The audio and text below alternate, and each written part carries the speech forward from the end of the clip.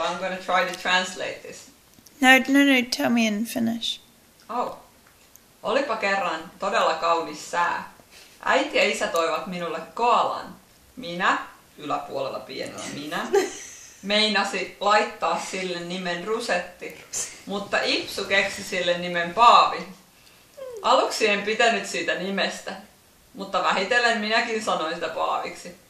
Paavi osaa tehdä pieniä temppuja, jos minä autan vähän. Paavi syö ihan mitä vaan, jos siinä on nälkää. Paavi on tosi cute. And we have a picture also.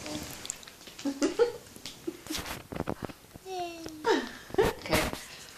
Kun Paavi oli pieni, se osasi vain 3 sanaa. Ne olivat Lotta, Ipsu ja Lauri. Eräänä päivänä äiti vei minut ja Heidi Hyttisen ratsastamaan. Heidi Hyttisen. Paavi pääsi mukaan.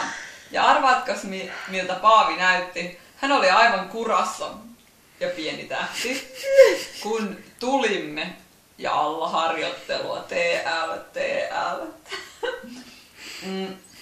Paavi jouduttiin laittaa peräkonttiin ja peräkonttiin kirjoitettuna ilman väliä, siis erikseen, ei yhdyssanana, peräkonttiin. Kun oltiin kotona, äiti käski pestä Paavin erikoispesuaineella. Sitten Paavi päästettiin sen omaan puuhun. Ja tässä Paavi on puussa.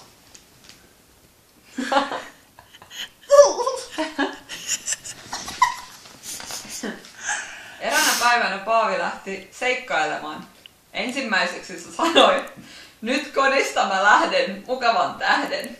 Mitä ihmettä? Se luuli, että pääsisi maailmalle, mutta Paavi ei voinut lähteä, koska sen tuli ikävä jos sen jätti yksin 5 minuutiksi yksin. Se rupesi itkemään. Se itki, kunnes sitä tuli joku lohduttamaan. Kerran Paavi pääsi mukaan Enterpriseen.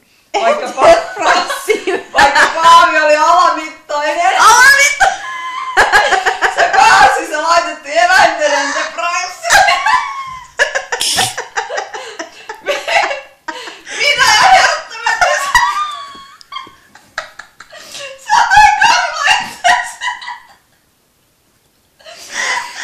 Enterprise!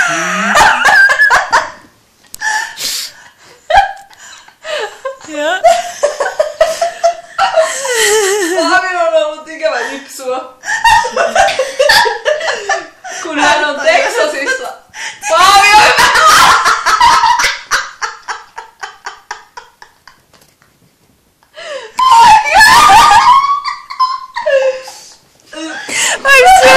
I'm so glad I have this on video. kerran kun Paavi päästettiin puuhun.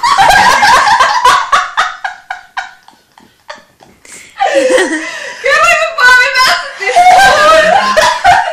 Se söi itsensä niin täyteen, että minun piti hakea Paavi. Aina puusta. Lotta ja Paavi lähtivät uimaan. Uidessa ne näkivät pieniä kaloja.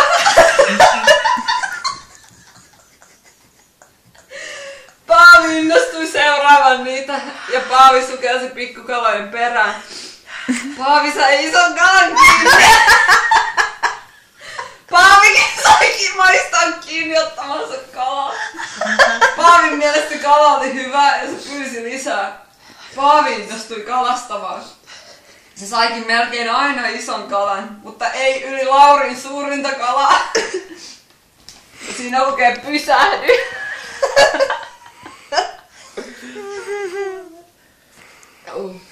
Kerran Paavi sai värikalan. Paavi on hyvä. Minä laitoin sen akvaarioon. Paavi pitää todella paljon TV-ohjelmasta. Eniten se pitää luonto-ohjelmista. Siellä näkyy hänen äitinsä ja muita kavereita. Tässä kuvassa on värikala. And a coverfish. Ta-da! Minä olen tehnyt kaikenlaista Paavin kanssa. Paavi syö persikoita, luuja, kiivejä, banaaneja, vesimeloneja ja paljon muuta. Tämän kirjan tekemisessä on ollut vain vähän työtä. Nam nam nam, kun hyvää. Yes, this is the best picture.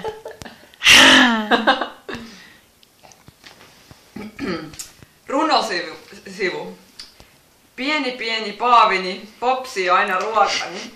Porkkanan kun sillä on herkuttua se koalan. Paaviompi koala. Loppu. The end. Woohoo!